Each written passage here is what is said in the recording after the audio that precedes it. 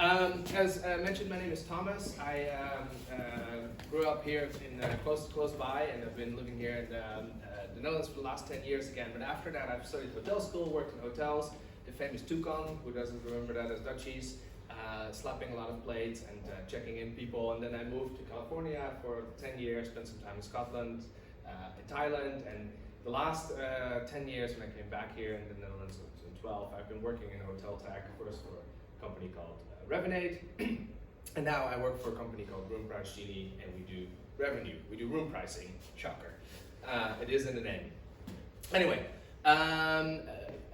before I start, I wanted to kind of clarify or try to define kind of two things, because we're talking about independent and we talk about small, and that's a very challenging concept to do. Challenging, but meaning like, what is an independent property, right? What is, well, my point of view is independent is not part of a chain, not part of a franchise concept, and then small, where I look at the concept between, say, 10 to 40, maybe 50-ish rooms. That's kind of the concept we're looking at. So I just wanted to define that a little bit. When I say small and independent properties, you have an idea of what I talk about.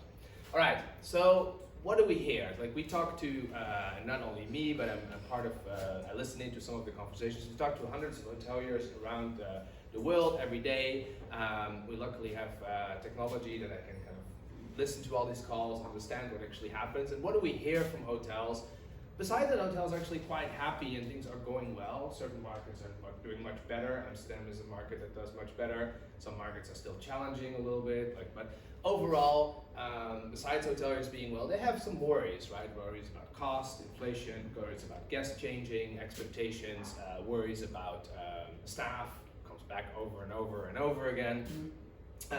So hoteliers are, the small and independent hoteliers, they're kind of searching, what is my future going to look like, and how is this going to pan out over the next couple of years, and is demand coming back and are my costs staying in line? And what we also know, and not hear that directly from hotels, is that only about 50% of the small and independent hotels that we just defined has a PMS. And this sounds like a completely bonkers idea to me when I thought of that and read the stats, but actually a lot of hotels we talk to don't have a property management system. It's pretty common out there still. Even less have a channel manager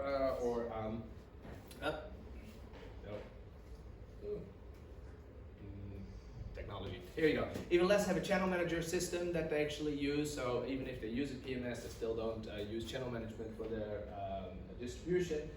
And even less, and this is small and independent properties, these even less use an RMS. Only about 5% of all the hotels worldwide, all hotels, including the enterprise brands, actually use an RMS. It's only a very small portion. Majority of the hotels we talk to have two rates: summer, winter. So these 50%, they are still using a reservation book. Is that what they? Yeah, Excel, books, some home kind of some homebrew system where they did something in, when somebody built something for them for the 5 rooms that they have, something like that. It's quite shocking, yeah, I know. But it works for them, and they have no desire or no knowledge or skills or money to actually upgrade to that. So we know that independent hotels are kind of behind on the technology side. This is not to blame, it's just the situation out there.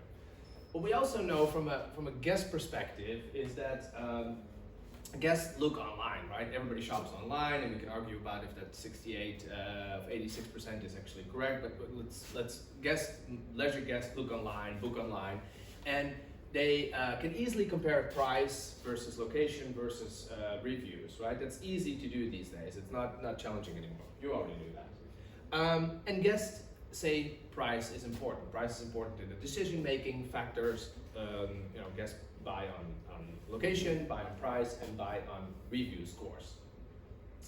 And we also know, this is what we see in our data, is that if you increase your price about 20%, your booking pace will drop about half. And if you decrease your price the same, your booking pace will roughly increase by half. And this is kind of average of all the hotels that we work with. So price has actually influence on the booking behavior of guests, right? And also things that we know is that, and this is Ira Fook, she writes all about hotel tech all day, every day, 365 days a year. But I think there's some general consensus that right after you have a hotel and you install kind of the basics, a PMS system, channel manager, somewhat of a distribution, and revenue management system is probably the biggest return on investment or the best investment you can make as a hotelier. And we see that in the data as well, right? Hotels that come to us and actually start working with us that have nothing in place and then start using automated pricing, revenue management system, they will gain about 20% bottom line revenue, minimum. And that's something we see. Right? If you already use a system, it's a little bit more challenging to get that result, but from doing nothing to actually doing something is a big increase in your success of the hotel. But independent properties and small and independent properties typically struggle to actually purchase an RMS, right? The days, and this is rapidly changing, we'll talk about that in a second, but typical enterprise PMS systems are difficult to operate, you need somebody specialized to that, you need years of historical data, they're expensive to set up, integration fees, upset fees, well, we can talk about everything, but it requires, it's a machine that requires constant monitoring and constant work. And these are actually real people, these are not stock photos. We know that hoteliers have challenges with that, right? They're trying to do it themselves. They understand, hey, dynamic pricing is something I should do, it's something I should practice, but they still have challenges with it. Challenges of time, challenges of getting it right, just making sure that it takes them too much time and the result is not there. And this is why we see that the world is going to change and the world of revenue management is going to change. This is the 5% of hotels that do use an RMS, and now the world is changing that the rest of the 95% of all the properties out there are going to chase those people that actually, those hoteliers that actually use an RMS now, because everybody can join that race. Technology gets easier, cheaper, and it's less barriers to actually, with modern cloud PMSs, it's actually so much easier to set up an RMS system. You don't need historical data anymore, things like that. And we see that in the projections. There is research out there that estimate how many hotels will actually use an RMS, and expected there's about 130,000 hotels coming into the next 3 years actually joining that race. And especially in markets like Amsterdam, markets that are a little bit more developed, where the ADR is a little bit higher, hotels can afford it, and hotels will join that race. So what we're going to see is that more and more hotels are going to start practicing revenue management. I know that's a big theme, but at least starting practicing dynamic pricing, that portion of revenue management. And with that comes the new breed of revenue managers, the new revenue managers. This is the typical revenue manager. James, he's even too busy to look up for the picture to smile. This is a stock photo, by the way. But he's using, a full-fledged system, uses that 24/7, sits up behind the buttons all day and makes sure that it works and does the job, and that's his job. But with technology, and of course systems like ours, but you already knew that, you can use automated pricing and that portion of revenue management completely automated. And you can use room pricing without actually spending too much time and effort on it. And you can actually have a hotel manager or somewhat of an owner operator actually using that system without being a qualified, certified, trained revenue manager. And I know there are some revenue managers in the room. Most of them, for them, this is somewhat of a worry, right? What's going to happen, right? What's going to happen to my job? What's going to happen to the future? I don't see any changes in that, but here's some good news. We really think that the combination between automation and the combination between human is actually the right combination between the two, and right, depending on the property, depending on the complexity, the markets that you're in, you as a revenue manager can bring the experience. You can actually understand what happens in your market. You can be creative with creating packages, creating special offers, understanding segments of your market that want to purchase this or want to combine rentals in their, like a bike rental package or a museum card in their hotel room. And you can be creative in that. And you can have machines that do the boring work. punching the rates, making sure that things are updated, checking rates 24/7, and even when you're asleep, things happen. But as we always, I get the question a lot as well, what is the perfect revenue management system, or what sort of PMS system? There's no perfect PMS system. There's neither a perfect revenue management system, right? Hoteliers differ, hoteliers' needs differ, and as well, the revenue management systems on the market differ.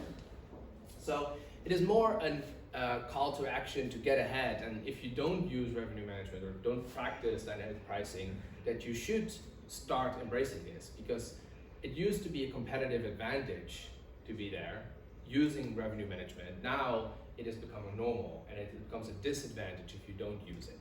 And I especially put the logo for you and Robin to make sure that it just fix that. But it is getting ahead by using some sort of system that fits your need as a hotel. And what that system is depends a little bit on your personal situation. All right. I do want to leave you with two things as well. We have our founder and CEO who actually wrote the whole algorithm about pricing. Wrote a little book about this, so you can use that. And we have an academy where we can give you access to that's developed with SHS Switzerland and La Roche about revenue management and pricing and all these fun topics.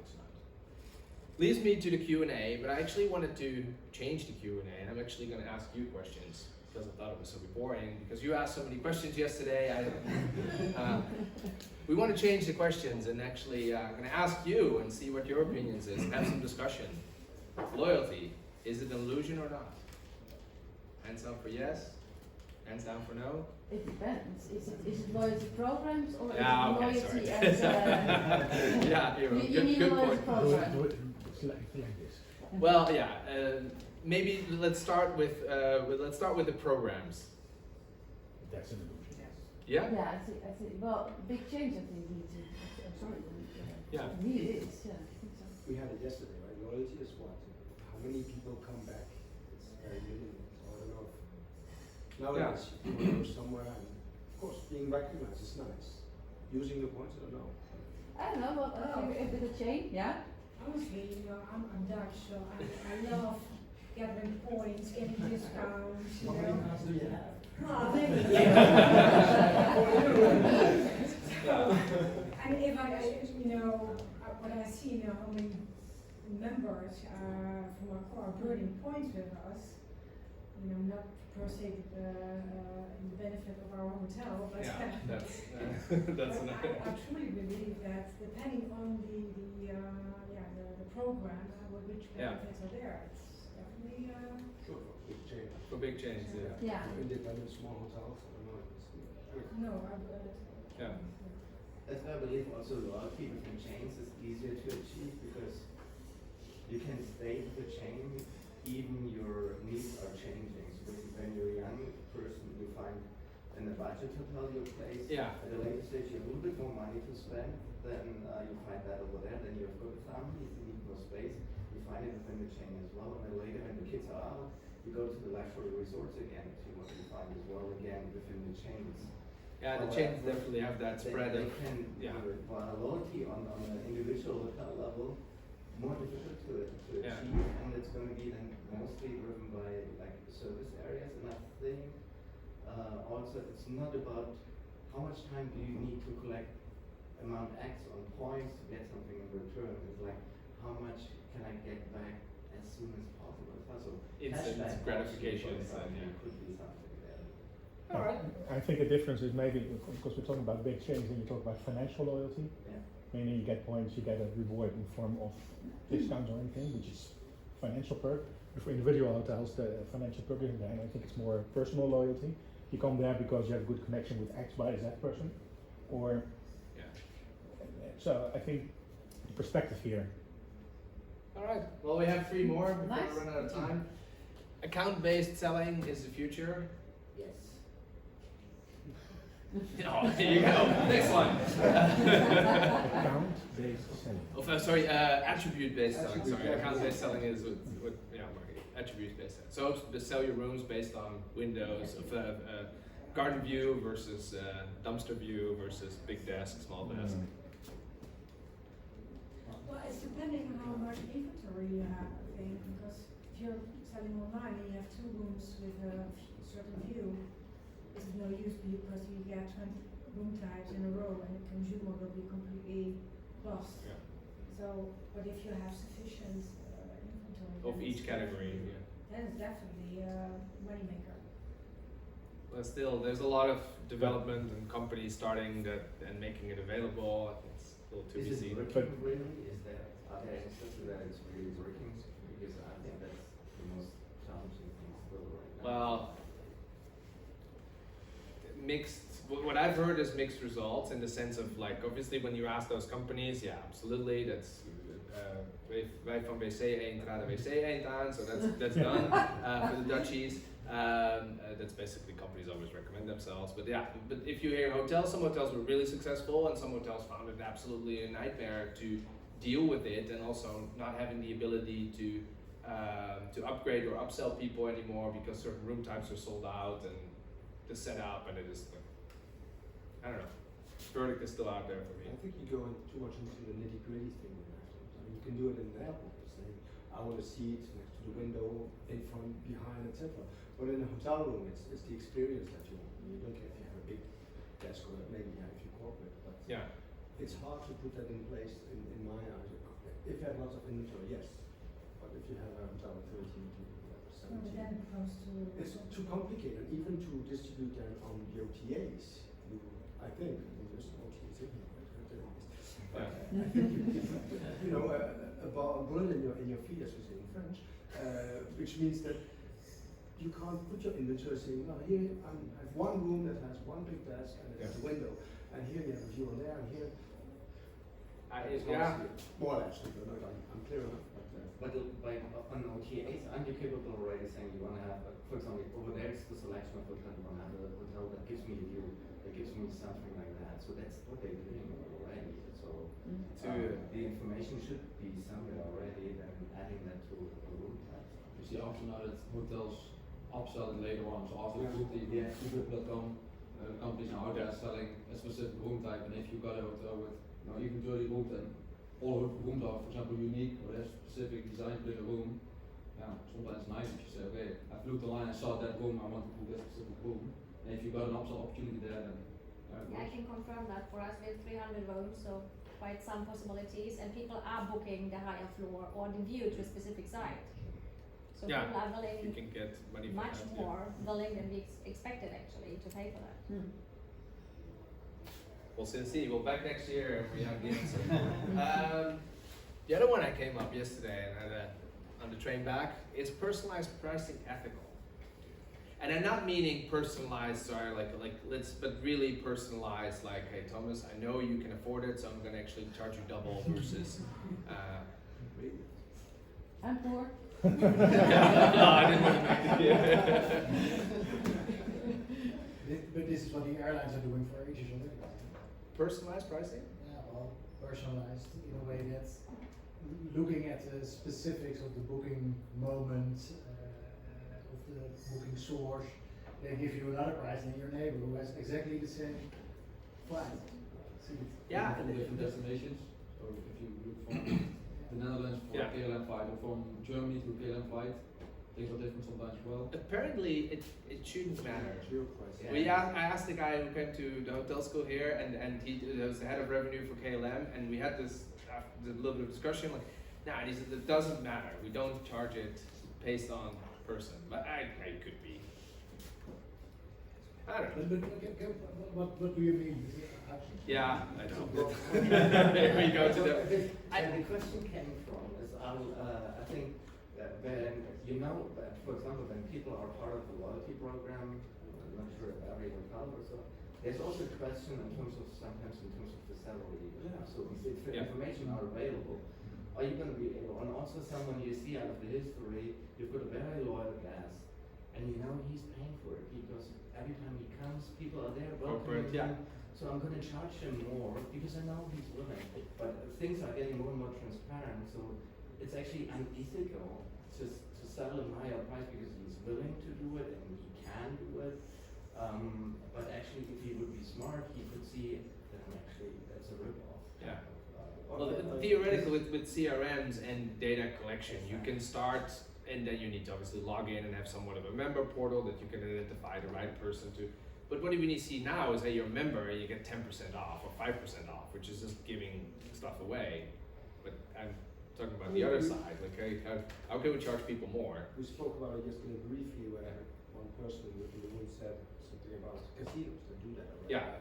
They know that I'm the guy who spends lots of money in the casino. Well, I knew it. I have a suite for free Yeah. because I'm going to spend whatever. Yeah. Not me, but that person is going to spend whatever money in that casino. So he has a nice suite with whatever services and champagne every day because they know that they will get back the money anyway. So Yeah, they so steal it's- it back from you. Probably better to call it personalized offering. Yeah. Yeah, okay. Because I think this is Sharpening what the you start question. seeing, but it's not on personalized, it's not on Thomas London, but it's like On generic. yeah, generic. So a persona, just Yeah. like you, it's like family, small children living in Holland compared to a German small family living in Germany. They might just like have two different kinds of needs, and then you see systems coming up that say that offer just like different things to a German compared to a Dutch, but they're not different price, but I think a different offering. I Because think you're also into That's that the quite thing, well, the yeah. pricing- Yeah. if you're offering exactly the same product, then it's not very ethical to me. But if the service and the experience and the whole thing is different, because you know so much about me already, then you can charge me differently. But with the location, it's quite easy to, you can just like based on zip code, kind of make an estimate what the average income of that neighborhood is, and you can easily. Yeah. Can you generic? Discrimination issues and all that stuff. I mean, that's a pit of snakes. Yeah, no, I hear you. Yeah, I think also it is a weird line, but I think talking about things you're talking about of like offering free stuff, right? Discounting free things is different than charging more. Yeah. And it isn't, but it feels that way, and we all agree it is. Yeah. Yeah. So I remember a way back in what was it, in Spain, they did geo-pricing because they knew that, what was it, close to Valencia, I don't remember where exactly, but they knew that they had lots of English people coming. And the English people, Brits, are known for drinking lots of beer, not wanting necessarily to spend a lot of time or money in the hotel room. So they would put their prices so low because they knew that they would get the money back at the bar. And that was geo-pricing. They saw Yeah. that the IP or the address where they booked was from the UK or Ireland, whatever. So the price would go down. When a French guy like me would come, I would get the nice rate of whatever. Tons of money at the bar. Yeah. All right, one more, and then we'll run out Okay. of time. My emotions get in the way when we price my rooms. Ooh, I see somebody shaking their head. No. Not anymore, no. Not anymore. Interesting.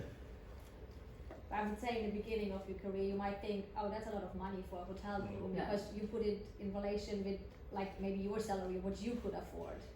But I think after a while in revenue management, you let that completely go. I mean, Good point.